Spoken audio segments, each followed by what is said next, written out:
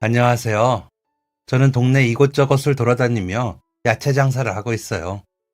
트럭에 야채를 싣고 이 동네 저 동네를 다니다 보면 구석구석 골목 안쪽 이야기들까지 모르는 일이 없죠. 그렇게 좋은 트럭도 아니고 제가 떼돈을 버는 장사를 하는 것도 아니지만 저는 이상하게 어릴 때부터 이런 것들이 좋았어요. 햇빛이 쨍쨍한 날씨, 트럭을 타고 지나가면 창문으로 들어오는 산들거리는 바람, 그리고 야채가 왔다고 확성기에 대고 이야기하면 어디선가 달려나오는 어떤 아기 엄마, 어떤 할머님, 또 어떤 아저씨나 할아버지, 그리고 가끔은 부모님 심부름을 하러 나온 동네 꼬마들까지 이웃들의 모습을 가장 가까이에서 피부로 닿을 수 있어서 참 좋았죠. 어릴 때는 아주 시골에서 자랐어요. 부모님은 작은 밭을 가지고 있어 거기서 무와 배추를 기르셨어요. 아침 일찍 일어나 밭을 돌보러 가시는 부모님과 집에서 1시간 이상은 걸어가야 하는 학교에 가기 위해 저 역시도 늘 이른 아침을 시작했죠. 아마 지금도 제가 이렇게 부지런하게 다닐 수 있는 이유는 그때부터 일찍 일어나는 것이 일상이기 때문인 것 같아요. 학교에서 돌아오는 길에는 꼭 바로 집에 오지 않고 동네 주변을 여기저기 뛰어다녔어요. 지금 생각해보면 장난감도 없고 자전거도 하나 없이 동네를 여기저기 뛰어다니는 게 뭐가 그리 재밌었는지, 산으로 들로 뭐가 그렇게 즐거운지 하하하 웃으면서 놀러를 다녔었네요. 그리고 집으로 돌아오면 어머니께서 차려주신 밥에 저희 밭에서 이웃집 밭에서 기른 채소로 만든 반찬들을 얹어 먹으며 오늘 있었던 일들을 미주알 고주알 이야기하고는 했어요. 가로등이나 가게 같은 게 없다 보니 이른 저녁부터 주변이 깜깜해져서 제 기억 속 어린 날의 저녁 식사 시간은 늘 주변이 어두컴컴했던 것 같아요. 주말이나 방학이 되면 부모님 따라서 아침 일찍부터 밭에 가서 일을 도와드리고 아버지랑 같이 장에 가서 무랑 배추도 팔고 장에서 혼자 국수를 파는 할머니가 계셨는데 할머니 일을 도와드리기도 했어요. 할머니는 자식들을 다 사고로 잃으시고 혼자 지내시면서 젊을 때 하던 국수 장사를 계속 하시던 분이었는데요. 어릴 때 일찍 부모님을 여의셨던 아버님께서는 할머님이 꼭 자신의 어머니 모습 같아서 마음이 쓰이셨나 봐요. 장에 가면 꼭 한 끼는 그 식당에서 국수를 드시고 무거운 짐이 있으면 대신 날라주기도 하시고 뜨거운 냄비에 육수를 끓이실 때면 대신 그 앞을 지켜주기도 하셨죠. 부모는 자식의 거울이란 것이 이런 뜻인지 저는 어릴 때부터 아버지께서 이웃 어르신들에게 하는 모습을 보며 항상 어르신들에게는 예의 바르고 친절하고 도움을 드려야 한다고 자연스럽게 배우게 된 것 같아요. 할머님뿐만 아니라 저희 부모님은 늘 이웃들에게 친절했어요. 주변에서 어려운 일이 생길 때면 제일 먼저 저희 부모님을 찾기도 할 만큼 다른 분들이 어려움에 부닥치거나 힘들어진 순간에 망설임 없이 발벗고 나서는 분들이었죠. 내가 저녁 시간에 좀 늦어도 집에 가는 길을 조금 더 돌아가더라도 아침잠을 조금 줄이더라도 도움이 필요한 상황을 마주치면 망설이지 않고 손을 내미는 분들이셨어요. 그런 부모님 밑에서 자라면서 저 역시도 누군가 도움이 필요하다면 망설이지 않고 도움을 드려야겠다 생각을 했죠. 제가 18이 될 때쯤 부모님께서는 동네를 떠나야 할 것 같다고 이야기해 주셨어요. 그도 그럴 게 저희 동네는 워낙에 시골이라서 먹고 살 거리가 없었거든요. 부모님이 하시는 밭은 사실 저희 집안이 겨우겨우 밥을 먹고 살 정도의 거리만 되지 제가 그 밭을 이어받을 정도라거나 그걸로 저희 세 식구가 먹고 살기에는 충분하지 않았어요. 그래서 먹고 살 거리를 찾기 위해서 더 큰 도시로 가야 한다고 말해주셨어요. 저희 친척분 한 분이 큰 도시에서 장사하고 계셨어요.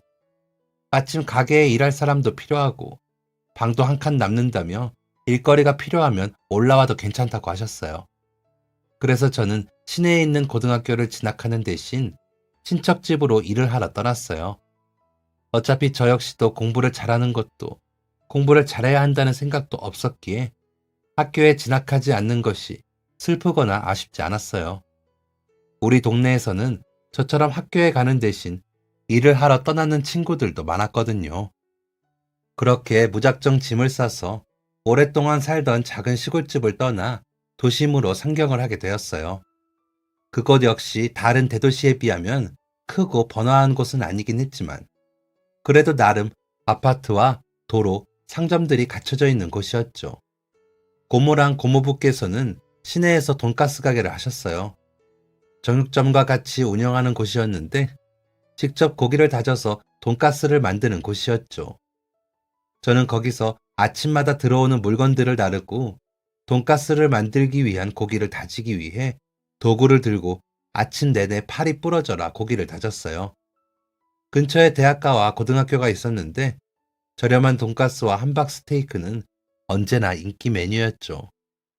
저는 고모부를 따라서 물건을 나르다가 고기를 다지다가 때때로 고모를 따라 근처 시장에 야채를 사러 가기도 했어요. 시장의 모습은 얼핏 제가 살던 동네와 비슷했는데 그래서인지 뭔가 더 정감이 가더라고요. 다만 제가 살던 시골 동네의 시장보다는 조금 더 깔끔한 느낌이었죠. 물건이랑 상점도 훨씬 많고요. 시끌벅적한 시장의 분위기는 매주 주말 부모님과 함께 갔던 그곳을 떠올리게 해주면서도 제가 큰 도시에 나와 있다는 사실도 동시에 깨닫게 해주었죠. 그래서 하루 중 고모와 시장에 가는 그 시간이 저는 제일 좋았어요. 그렇게 몇 년간 두 분을 도와 착실하게 가게에서 일했어요. 그 사이 일도 많이 익숙해지고 월급으로 돈도 조금 모을 수 있었죠. 시간은 빠르게 흘러 저는 군대를 다녀왔고 전역 후 고모와 고모부 일을 더 돕다가 그만두게 되었어요. 고모부께서 건강이 좋지 않아지시면서 더 이상 가게를 운영하기 어려웠거든요. 저는 이미 그 동네에 익숙해지기도 했고 시골로 돌아가서 딱히 할 일도 없었기에 근처 시장에서 야채, 청과 도매일을 돕게 되었어요. 그곳은 시장 내에서 매장도 운영하면서 거래가 약속된 식당이나 공장 등 곳곳에 재료들을 배달하는 일도 하고 있었죠. 사장님을 도와 매장 일도 돕고 무거운 야채, 과일들을 실어 나르고 배달 트럭을 타고 같이 나가기도 했어요. 그리고 일을 하다 보니 차를 쓸 일이 많아 운전을 배워두면 좋겠다 싶은 생각이 들더라고요. 그래서 그동안 모아둔 월급으로 운전면허도 땄죠. 제가 면허를 따고 난 다음에는 사장님께서 직접 트럭을 몰아보기에 기회를 주시면서 연수 아닌 연수를 도와주기도 하셨어요. 제가 운전에 익숙해지고 나니 저도 너무 편했고 사장님 역시도 일이 훨씬 수월해졌다며 좋아하셨어요. 사장님에게는 제 또래의 외동딸이 하나 있었는데요. 어릴 때 일찍 아내를 잃으시고 혼자서 애지중지 키운 딸이었죠. 근처 극장에서 일하고 있었는데 매표소에서 티켓을 판다고 들었어요. 그리고 일하는 시간이 아닐 때나 휴무일에는 항상 가게에 나와서 아버지의 일손을 도왔죠. 원래는 영화배우가 꿈이었다고 하는데 그래서 극장에서 일을 하게 되었다고 하더라고요. 영화를 너무 좋아해서 극장에서 일하면 더 많은 영화를 보게 될 줄 알았다고요. 그리고 자신의 꿈이던 배우에도 더 가까워지고요. 하지만 강남 압구정 같은 유명 시내에 있는 극장이 아니라서 영화가 많이 걸리지도 않고 또 기획사나 영화 관계자들이 오는 것도 아니다 보니 꿈에 가까워지기는 어려웠어요. 하지만 그렇다고 혼자인 아버지를 두고 서울로 상경하자니 마음이 무거워 그것마저도 할 수 없었죠. 또 그렇게까지 떠나 얼마나 성공할지에 대해서도 자신이 없었고요. 하지만 예쁘고 성실하고 똑똑한 친구였어요. 사장님 말씀에 따르면 중학생 시절부터 자기가 친구들이랑 노는 것도 포기하고 주말이나 쉬는 날에는 항상 가게에 와서 도움을 줬다고 하더라고요. 친구들이 찾아와 놀러 가자고 해도 아빠를 도와줘야 한다며 거절하고요. 또 공부도 꽤 잘했다고 하는데 등록금 때문에 부담을 느낀 것인지 자기는 대학 갈 체질은 아니라면서 포기했다고 하더군요. 가게에서 일을 시작하면서 저희는 같은 또래라 그런지 금방 친해졌어요. 서로 살아온 환경도 다르고 꾸는 꿈도 달랐지만 그래도 같이 일하는 비슷한 연령의 친구라서 더 빠르게 친해질 수 있었죠. 그리고 가게에서 일하는 시간이 길수록 저희는 서로 더욱 가까워졌어요. 그러다 보니 어느새 사랑에 빠졌더라고요. 가랑비에 옷 젖는다는 말이 있던데 저희가 딱 그런 상황이었죠. 처음에는 그냥 또래 친구로 저는 일하느라 연애에는 관심도 없었고 또 배우 준비하는 저렇게 예쁜 아이가 왜 날 좋아하겠냐며 기대도 안 했거든요. 그 친구 역시 동네에서 만나자는 남자가 줄을 섰고 그 중에는 저보다 훨씬 돈도 많고 많이 배우고 잘난 사람들도 많았어요. 영화 같은 건 관심도 없고 시골에서 올라온 촌티를 아직 벗지 못해 친구로나 지내지 연애를 하게 될 줄은 몰랐다고 하더군요. 그런데 성실한 모습이 참 좋았다고 해요. 자기 가게에서 그동안 직원들을 몇 번 써봤지만 몇 년간 지각 한 번 안 하는 친구는 처음이었다고요. 항상 출근 시간보다 일찍 오고 사장님이 일을 많이 시킨 날은 장사 잘 되어서 기분 좋다며 허허 웃고 하루도 빠지지 않고 꼬박꼬박 출근하는 모습이 대단했다고요. 그리고 자기 말을 잘 들어주고 귀 기울여주는 모습도 너무 좋았다고 해요. 그동안 영화 같은 건 제대로 본 적도 없고 관심도 두지 않았다면서 잘 알지도 못하는 이야기를 자신이 몇 시간이고 떠들어도 항상 관심을 기울여서 들어주고 재밌게 들어주고 진지하게 들어주는 모습이 참 좋았다고 해요. 자기가 하는 이야기면 팥으로 매주를 쓴다고 해도 진지하게 들어주었을 것 같다면서요. 하지만 제가 아버지가 사장님으로 있는 가게에서 일하고 있어서 그런지 자꾸 대감댁 아가씨를 넘보는 사람 같았어요. 그래서 차마 사장님께는 비밀 아닌 비밀로 하고 몰래 만나게 되었죠.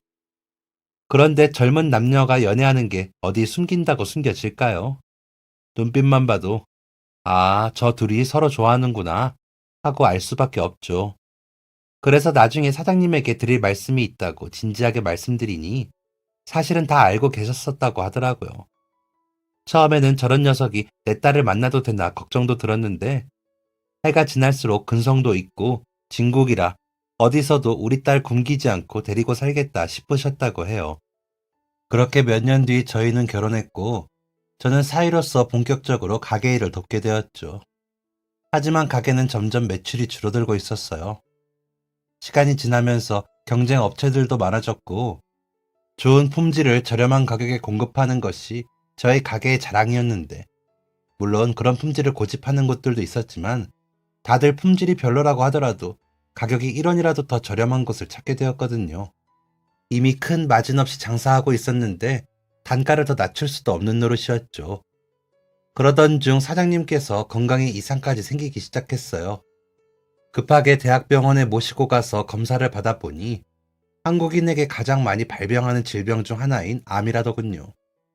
이미 여기저기 전이가 많이 되어서 일단 수술로 제거를 다 할 수 없는 상태라 최대한 치료를 해보겠지만 결과를 너무 기대하지는 말라고 하시더라고요. 그렇게 하염없이 치료 기간은 길어지고 거기에 드는 비용도 장난이 아니었어요. 게다가 원래는 사장님과 둘이서 하던 일을 저 혼자 하려고 하니 이전만큼 일을 소화할 수도 없었죠. 일도 해야 하고 병원에 계신 사장님, 아니 장인어른도 돌봐드려야 하고 그 충격으로 전전긍긍 마음앓이를 하는 아내도 챙겨야 하고 그 당시 정말 하루가 어떻게 지나가는지도 제대로 모를 정도로 시간이 지나갔어요. 돌이켜보면 제가 살면서 가장 힘들었던 때 중 하나이지 않나 싶어요. 무엇보다 어릴 때 일찍 어머니도 돌아가신 아내가 아버지마저 잃을까봐 슬퍼하는 모습이 제일 마음이 아팠죠. 결국 1년이 넘는 투병 생활 끝에 장인어른은 세상을 떠나셨어요. 마지막까지 우리 딸 잘 부탁한다고 제 손을 잡아주시고는 눈을 감으셨어요. 혼자 외동딸 기르느라 한평생을 고생하시면서 그렇게 힘들게 키워온 딸을 두고 눈을 감는 그 마음이 얼마나 편치 않으셨을지 감히 가늠하기도 힘들더라고요. 장인어른이 돌아가신 후 밀린 병원비를 갚기 위해서는 이미 매출이 크게 줄어든 가게를 어떻게든 다시 살려야 했어요. 이래저래 정신이 없는 와중 대부분의 거래처에서는 이미 다른 업자를 찾았더라고요. 어떻게든 이 상황을 극복해 나가야 했기에 안 되겠다 싶었어요. 그리고 돈을 마련하기 위해 가게에 있던 트럭 2대를 팔아 일부는 병원비를 하고 나머지 돈으로는 작은 트럭을 새로 샀어요. 그리고 다음 날부터 트럭에 야채를 실어 직접 동네 곳곳을 다니면서 장사를 하기 시작했어요. 거래처도 다 잃고 손님도 찾아오지 않는다면 제가 손님을 직접 찾으러 다니기로 한 거죠. 야채에 대한 품질만은 자신 있었기에 동네 구석구석을 다니면서 야채를 팔았어요. 그나마 생활비를 마련할 수 있었지만 그것만으로는 밀린 병원비와 가게세를 내는 것이 빠듯해졌어요. 그래서 어쩔 수 없이 아내의 오랜 기억이 담긴 가게를 정리할 수밖에 없었죠. 어떻게든 생계를 유지하기 위해서 새벽 일찍부터 트럭을 몰고 여기저기 다니기 시작했어요. 동네 곳곳을 다니면서 물건을 팔고 사람들을 모으기 위해서 다른 분들이 하시는 멘트도 따서 연습하고 사람들이 오면 원래는 내성적인 성격이지만 하나라도 더 팔기 위해서 언니, 이모, 누나 이런 단어를 써가면서 낯짝을 두껍게 하려고 없는 사교성을 쥐어짰죠. 덕분에 일을 시작하면서 제 성격도 많이 달라진 것 같아요. 물론 좋은 쪽이죠. 너무 낯가림이 없고 오지랖이 넓어졌다며 아내가 가끔 핀잔을 주긴 하지만요. 그런 노력 덕분인지 트럭 장사는 초기에 시작할 때보다 조금씩 수입이 나아지기 시작했어요.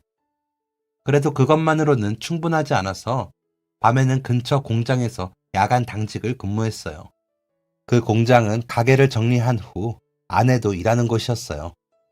어떻게든 아내가 고생하는 것은 막으려고 노력했는데 아내는 이렇게 집안이 어려운데 그런 게 뭐가 대수냐며 좋아하던 극장 일도 그만두고 공장으로 노선을 변경했어요. 온종일 공장에서 힘들게 고개를 숙여가며 어깨, 허리, 다리 어디 하나 아프지 않은 곳 없이 고생하는 아내를 보니 내가 조금이라도 더 빨리 돈을 벌어야겠다 하는 생각이 들었어요. 더 분주하게 이 동네 저 동네를 누비고 공장 일에 가끔은 건설 현장까지 나가며 돈을 벌기 위해서는 일이란 일은 다 해봤어요.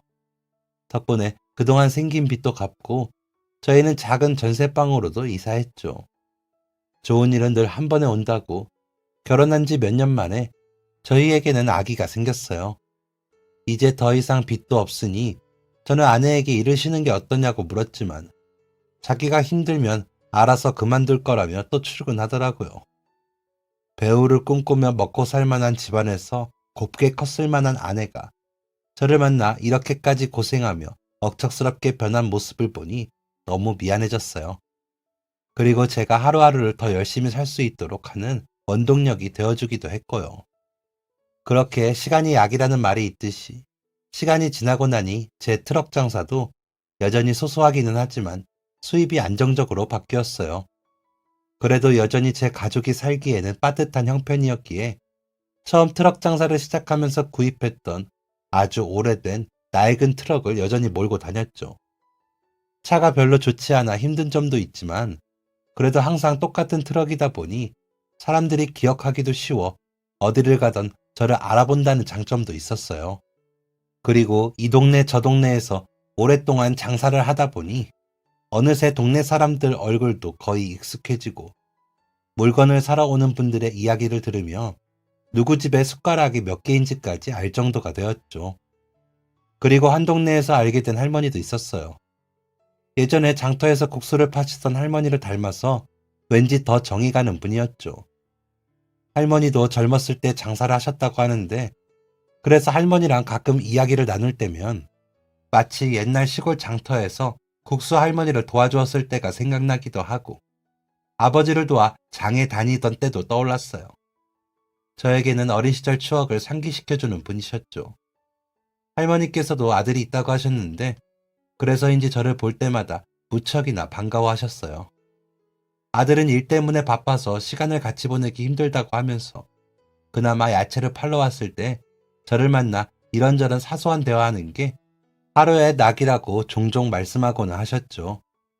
몇 년간 제가 장사를 하기 위해 동네로 나서면 친한 친구이자 좋은 말동무가 되어주셨는데 어느 날부터 자주 보이지 않으셔서 주변에 들어보니 치매를 앓고 있으시다고 하시더라고요. 그러던 어느 날이었어요. 그날은 장마가 막 시작된다는 이야기를 들었는데 그래서인지 오전부터 하늘이 심상치 않게 꾸물꾸물 하더라고요. 곧 비가 왕창 쏟아질 것 같은 생각에 어차피 비가 너무 많이 오면 손님이 없을 테니 일찍 장사를 접고 집에 들어가자 싶었어요.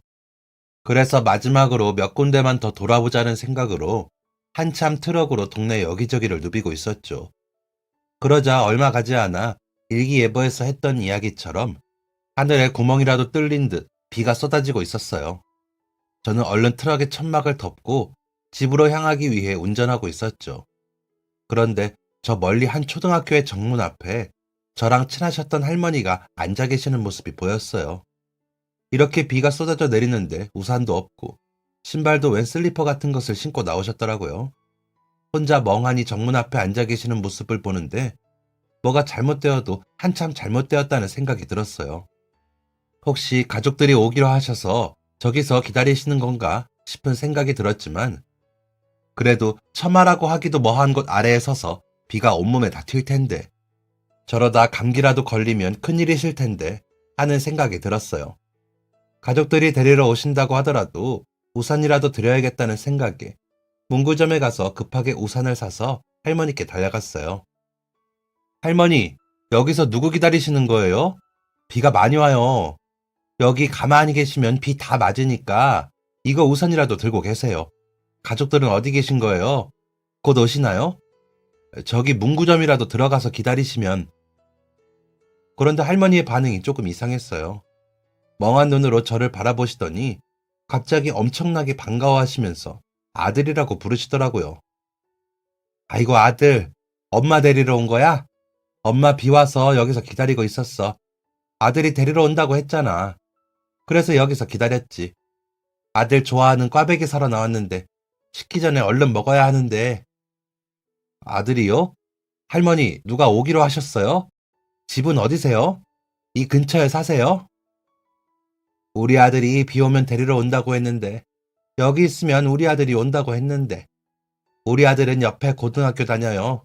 비 오면 아들이 엄마 데리러 온다고 했어요. 저는 그제야 할머니가 아프시다고 들었던 기억이 되살아났어요. 그러던 중 할머니께서 고등학교가 있는 방향으로 손가락을 드시면서 설명하시는데 팔에 웬 팔찌가 보이더라고요. 거기 보니 팔찌 안쪽에는 할머니 성함과 함께 저희 어머니께서는 치매를 앓고 계십니다.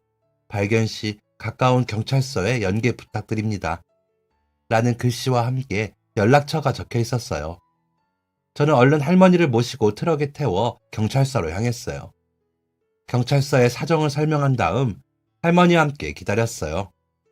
할머니께서는 저에게 계속해서 아들, 공부하느라 힘들지? 엄마가 우리 아들 좋아하는 꽈배기 사놨어. 좀 먹어봐. 근데 우리 집에는 언제 가? 라고 하시면서 손에 소중하게 쥐고 있던 하얀 종이봉투를 열어 꽈배기를 보여주시더라고요. 그런 할머니의 모습에 잠깐 눈물이 나오려고 하는 것을 참았어요.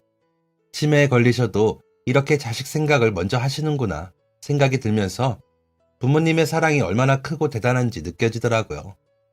그리고 한 30분 정도 지나자 한 아저씨가 경찰서 문을 열고 다급하게 뛰어왔어요. 그분은 경찰서를 들어오자마자 어머니! 하고 외치시면서 저랑 할머니가 앉아있는 의자로 뛰어오시더라고요. 할머니는 그분을 올려다보시더니 아이고 우리 아들 왔네. 우리 아들 왜 왔어? 울어? 아들 왜 울어? 하면서 아저씨의 얼굴을 거친 손으로 닦아주셨어요. 그리고 아저씨는 저를 보시더니 너무 감사하다고 몇 번이나 고개를 숙여 인사를 하셨어요.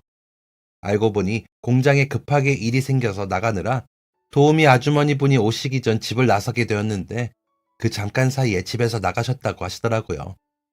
일하는 아주머니가 집에 오셔서 어머니가 없어지셨다고 연락을 드렸고 그래서 여기저기 주변을 엄청나게 돌아다니면서 어머니를 찾고 있었다고 하네요. 그런데 할머니께서는 이미 원래 다니시던 동네가 아니라 제가 발견한 더 먼 동네까지 걸어오신 상태였어요.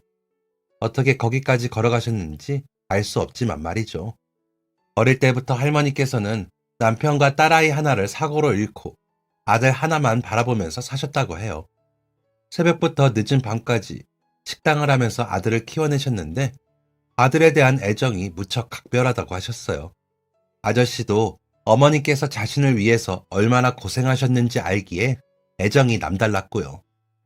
그런 어머니의 헌신 덕분인지 공장을 운영하며 크게 성공하셨는데 결혼 후에도 어머니를 직접 모시고 사셨고 어머니가 아프신 후에도 일하는 분을 고용해서 집에 모시기를 고집하셨다고 해요. 할머니가 발견된 그 동네는 어린 시절 할머니가 식당을 하던 곳이었다고 해요. 학교가 있던 자리가 예전에는 식당이었는데 근처 고등학교에 다니던 아저씨는 식당 근처에서 파는 빵집의 꽈배기를 무척이나 좋아했다고 하더라고요. 아마도 할머니께서는 고등학교 때 아들이 좋아했던 그 꽈배기가 갑자기 생각나서 사줘야겠다는 생각으로 이 멀리까지 기억을 더듬어 무작정 걸어오셨던 것 같아요. 그리고 놀라운 일은 그게 다가 아니었어요. 치매 어머니를 모시러 왔던 그 아저씨는 제가 아는 분이었거든요. 인사를 나누기 위해서 서로 얼굴을 마주치자마자 저는 한 번에 그분이 누구인지를 알아봤어요.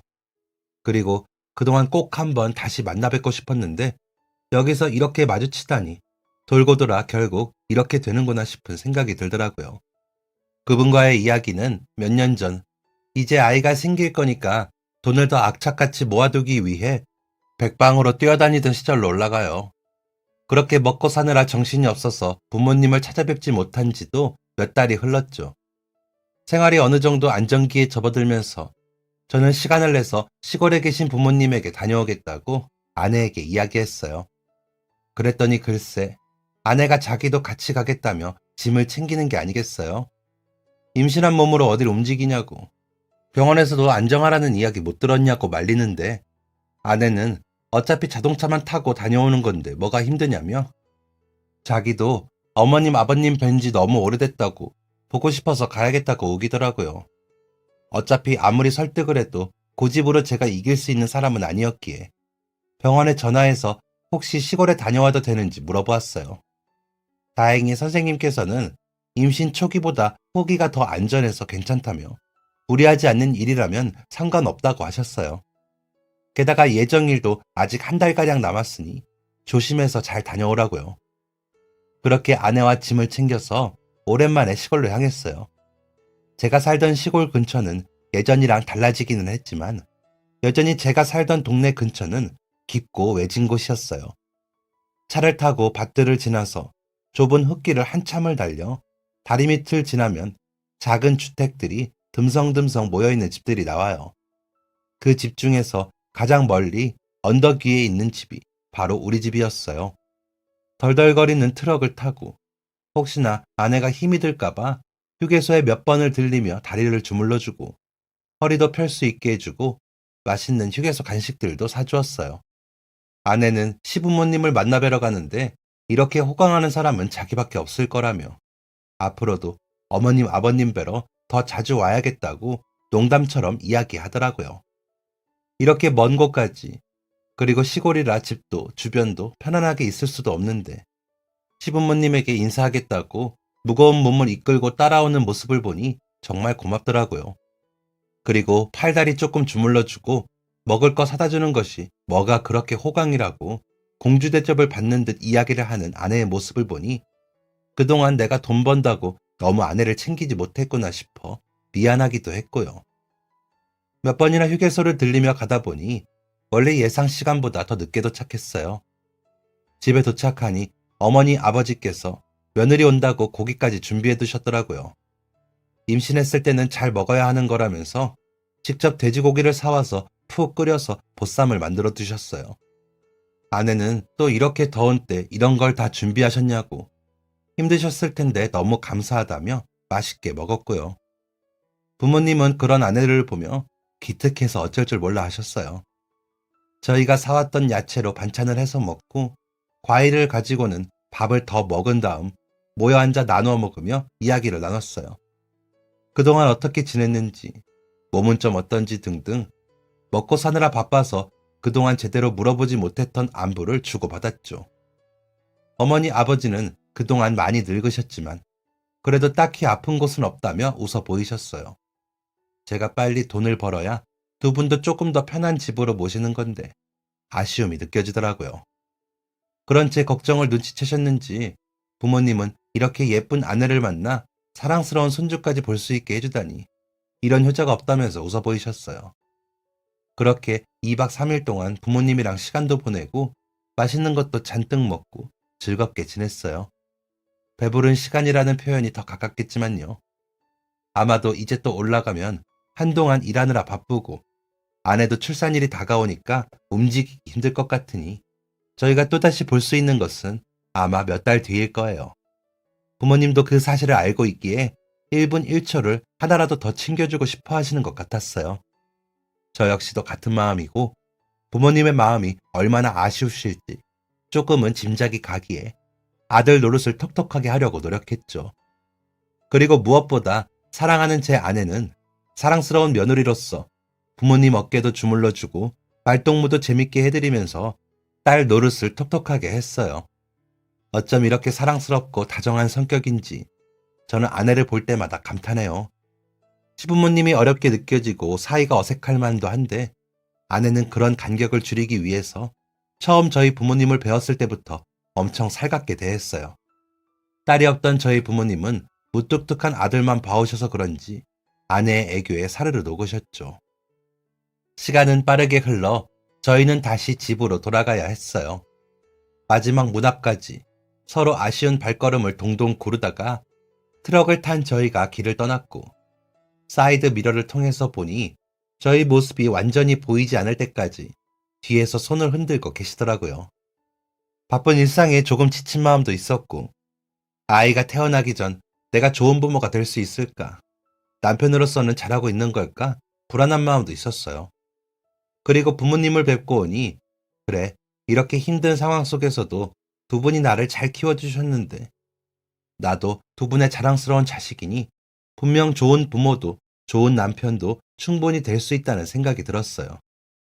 또 일상이 힘들기는 하지만 제가 힘을 낼 수 있도록 해주는 사랑하는 사람들이 있다는 것을 다시 상기시켜주기도 하셨고요. 한참을 재밌었던 이야기들을 나누면서 아내와 이야기를 나누며 시골길을 벗어나고 있었어요. 그런데 갑자기 아내가 표정이 어두워지면서 말수가 줄어들더라고요. 이렇게 말이 없을 만한 사람이 아닌데 이상하다 싶은 생각이 들었죠. 그리고 아내의 얼굴을 흘끔흘끔 보니 안색은 창백해지고 표정이 너무 좋지 않더라고요. 무엇인가 잘못되었다는 생각이 머리를 스치는데 잠시 후 아내는 식은땀을 흘리기 시작했어요. 저는 다급하게 어디 아프냐고, 무슨 일이냐고 외치기 시작했죠. 그랬더니 아내는 계속 참으려고 해봤지만 되지 않았던 것인지 그제야 아까부터 배가 너무 아프다고 했어요. 아직 예정일은 더 남았는데 왜 배가 아플지 생각이 들면서 저도 아내도 무척이나 불안해지기 시작했죠. 아내는 이상하다고, 배가 너무 아프다고 병원에 가야 할 것 같다고 했어요. 하지만 우리 동네는 너무 외곽에 있어 응급실이 있는 대학병원에 가려면 여기서 1시간 가까이는 차를 몰고 가야 했어요. 시간을 1분이라도 줄이기 위해서는 속도를 낼 수밖에 없겠다고 생각이 들어 빠르게 달리기 위해서 엑셀을 밟는 순간 갑자기 차가 확 멈추더라고요. 그러더니 시동이 꺼져버렸어요. 저는 놀라서 시동을 다시 걸려고 해봤는데 고장이 심하게 난 것인지 아예 시동이 걸리지 않더라고요. 이 인적도 드문 길에 차까지 퍼져버리고 어떻게 해야 하나 눈앞이 아찔해졌어요. 만삭의 임산부를 들고 뛸 수도 없는 노릇이고 그 시절은 핸드폰이 보편화되어 있지도 않던 시절이라 급하게 119나 어디로 전화를 할 수도 없었죠. 그렇게 길 한가운데서 발을 동동 구르고 있었어요. 지나가는 차라도 있으면 도움을 청해야겠다 싶은데 어쩌면 그렇게 한 대도 지나가질 않는지 안 되겠다 싶어서 아내를 부축해서 걸으려고 해봤는데 아내는 몸이 너무 아파서 어떻게든 한 걸음씩 떼보려 했지만 영 속도가 나질 않더라고요. 이러다 길에서 아이를 낳아야 하나? 그러다 아이도 아내도 잘못되면 어떻게 하나 불안해졌어요. 꼼짝없이 이제 정말 큰일 났구나 싶어서 눈앞이 하얘졌는데 어떤 차 한 대가 뒤에서 빵빵 클락션을 울리면서 저희 쪽으로 다가와 멈췄어요. 그러더니 차에서 어떤 남자분이 내려서 무슨 일인지 물어보더라고요. 저는 빠르게 사정 설명을 하고 정말 신뢰가 되는 줄은 알지만 혹시 병원 근처까지 태워줄 수 없는지 여쭤봤어요. 힘드시다면 동네로 가서 119에 전화라도 부탁드린다고 간곡하게 부탁했어요. 그분은 잠시 고민하더니 병원까지 데려다 주시겠다며 얼른 차에 타라고 하셨어요. 그때는 정말 살았다는 생각만 들더라고요. 아내에게 조금만 참아달라고 이야기하며 끙끙 앓는 아내를 데리고 한 대학병원 응급실에 도착했어요. 아내는 바로 응급 환자로 이송이 됐고 저는 그분에게 너무 감사하다고 연락처 남겨주시면 다음번에 제대로 인사드리겠다고 말씀드렸어요. 그분은 연락처를 남기시고는 급한 일이 있으신 듯 분주하게 밖으로 나갔어요. 산모도 아이도 건강했으면 좋겠다는 인사도 남겨주시고요. 그리고 아이를 기다리느라 정신이 없어 몰랐는데 그분께서 차가 퍼졌다면서 견인센터에 연락하셔서 차도 근처 정비소로 갔다고 하더라고요. 병원으로 메시지를 남겨주신 덕분에 알게 되었어요. 상태가 좋지 않아 새로운 차로 바꾸는 게 어떻겠냐고 정비소에서는 이야기하셨는데 사실 돈이 없어서 트럭을 바꿀 수 있는 재정 상태가 아니었어요. 수리비가 꽤 비싸다는 이야기에 가격을 물어보니 그래도 새로 구입하는 것보다는 저렴하더라고요. 그래서 차는 정비소에서 수리를 맡기고 저는 그 트럭을 계속해서 타고 다니며 장사를 했어요. 그 후로 다시는 그런 일이 생기지 않도록 책을 사서 차량을 관리하는 방법을 배워 집에서도 늘 꼼꼼하게 정비하는 습관을 만들게 되었죠. 그리고 오랜 산통 끝 마침내 아내는 병원에서 아이를 낳았어요. 시골집에서 1시간 반 정도 떨어진 거리였던 덕분에 저희 부모님께서도 달려와 손주가 태어나는 순간을 함께 하실 수 있었죠. 아마도 아이가 할머니, 할아버지가 보고 싶어서 빨리 나온 게 아닐까. 그제야 농담을 하며 웃을 수 있었어요. 너무 다행히도 아내도 아이도 무척이나 건강하게 태어났어요. 아이는 1달이나 일찍 태어났지만 체중도 건강도 아무런 이상이 없었죠. 자칫 길에서 시간이 지체되었으면 위험할 뻔했다는 의사 선생님의 말씀을 듣고 다시 한번 가슴을 쓸어내리며 저희를 도와주셨던 그분이 너무 감사하게 느껴졌어요. 아이가 태어나고 상황이 조금 진정된 후 저는 그분에게 전화를 드렸어요. 덕분에 아내도 아이도 너무 건강하게 출산할 수 있었다고, 다 저희를 도와주신 덕분이라고 인사를 드렸죠. 그분은 다들 건강하니 다행이라고 하시면서 앞으로도 아이를 건강하게 잘 키우라고 하시더라고요. 저는 이대로 넘어가기는 제 마음이 편안하지 않으니 아직 이 동네 병원에 있으니까 만나서 식사라도 한 끼 대접하고 싶다고 했어요. 바쁘시다면 사례비라도 전달할 수 있도록 부탁드렸고요. 그랬더니 당연한 일을 했을 뿐이라며 사례 같은 건 받을 생각이 없다고 한사코 거절하시더라고요. 그렇게 그날 이후로 제 가슴 한구석에는 저희 아내와 아이가 건강한 게 그분 덕분이라고 감사한 마음을 늘 간직하고 살았어요. 다만 그때 감사한 마음을 더 제대로 표현하지 못했던 것이 늘 아쉬움으로 남아있었죠. 그런데 그때 제 가족을 도와주신 감사한 분을 이곳에서 만나게 된 것이에요. 바로 경찰서에서 말이죠. 그동안 꼭 한번 다시 뵙고 마음을 보답하고 싶었는데 이런 우연한 기회로 만나게 된다니 너무 놀랍고 신기했어요. 그리고 제가 어머니를 찾아드린 분이 이분이라서 너무 잘됐다는 생각도 들었고요. 저희가 받았던 은혜에 비하면 그저 길에서 만나 근처 경찰서로 할머님을 모시고 온 것뿐이라 충분하다고 할 수는 없지만 그래도 그때 받았던 도움을 조금은 갚을 기회가 되었구나 싶었죠. 저는 이제야 그때의 고마움을 돌려드릴 수 있었다고 생각했는데 그분의 생각은 달랐나 봐요. 며칠 후 연락이 와서 경찰서에 두고 가신 물건이 있다며 택배로 보내주시겠다고 하셔서 어리둥절하며 집 주소를 알려드렸어요. 딱히 잃어버린 물건이 없었던 것 같은데 그날 경찰서에서 뭐라도 떨어뜨린 건가? 곰곰이 생각을 해봐도 도저히 알 수 없었죠. 그리고 제가 두고 갔다는 그 물건이 무엇이었는지 며칠 후 알 수 있었어요. 띵동, 초인종 소리에 집 앞을 나가보니 그 남자분이 있으시더라고요. 저는 깜짝 놀라 택배로 보내신다더니 직접 오셨냐고 물었죠. 그러더니 허허 웃으시면서 저에게 무엇인가를 내미시더라고요. 얼떨결에 손을 내밀어 물건을 받았는데 자동차 열쇠였어요. 깜짝 놀라 이게 뭐냐고 물어보니 저희 집 앞에 웬 차가 한 대 서 있더라고요. 바로 새로운 트럭이었어요. 처음 트럭 장사를 시작할 때 샀던 오래된 트럭을 아직 사용하고 있었는데 그걸 보셨나 봐요. 그날 경찰서 앞에 세워둔 트럭을 보고 예전에 자신이 병원에 데려다 주었을 때 사용한 트럭과 같은 차량인 것 같다고 하셨어요. 그때도 고급 차량은 아니었는데 이렇게 오랜 시간 그 트럭을 타고 다니다니 또다시 뭔가 고장나더라도 충분히 고장날 수 있겠다는 생각이 드셨다네요. 그리고 자신에게는 세상에서 하나뿐인 어머니이기에 그날 어머니를 찾아주어서 너무 감사한 마음을 어떻게든 표현하고 싶으셨다고 했어요. 또 어머니께서도 종종 예전에 한 트럭 장사 청년과 좋은 이야기 친구가 되었다며 자랑하시는 걸 들었는데 그게 저였다는 사실에 더더욱 살해를 해야겠다는 생각이 들었다고 하네요. 일이 너무 바쁘다는 핑계로 어머니께서 건강하실 때도 함께하지 못한 시간이 너무 많았는데 저를 만나고 난 후에는 재밌는 친구가 생겼다며 무척 좋아하셨다고 해요. 그래서 언제 한번 그 트럭 장사를 만나 고맙다고 인사해야지 하는 마음을 가지고 계셨다고요. 하지만 치매가 찾아오면서 거기에만 매달리다 보니 어느새 트럭 장사를 하던 그 청년에 대해서는 잊고 살게 되었다고 하더라고요. 저는 오래전 저 역시 하나뿐인 가족을 살려주셨기에 받을 수 없다고 말씀드리며 거절하려고 했으나 그분께서는 꼭 받아달라고 하셨어요. 저는 그럼 가끔 집 앞에 야채라도 두고 가겠다고 말씀드렸어요. 그분도 자신이 사는 집을 알려주셔서 그 후로 종종 집 앞에 신선한 야채나 과일을 놔두고 가곤 했죠. 가끔은 할머니가 마당에 나와 계셔서 이야기를 나누기도 했어요.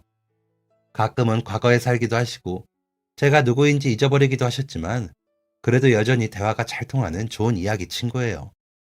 그 뒤로 저희 두 집안은 서로 도울 일이 있으면 도우면서 지내고 있어요. 저는 새로 산 트럭으로 신나게 장사를 하고 다니고 그 집 앞에는 종종 야채를 두고 할머님과 이야기를 나누러 들려요. 그분께서는 자신이 운영하는 공장에 야채랑 과일이 필요할 때마다 저에게 연락해 구매하시면서 배달도 부탁하시고요. 처음 서로를 도우면서 만난 사람들인 만큼 지금도 서로에게 도움이 필요할 때는 기꺼이 도우면서 지내고 있는데요. 뜻깊은 인연이 앞으로도 오래오래 유지되기를 바라며 할머니께서도 앞으로도 계속 건강하셨으면 좋겠네요. 지금까지 사연 들어주셔서 감사합니다. 사연이 재밌으셨다면 구독과 좋아요를 눌러주세요. 감사합니다. 안녕히 계세요.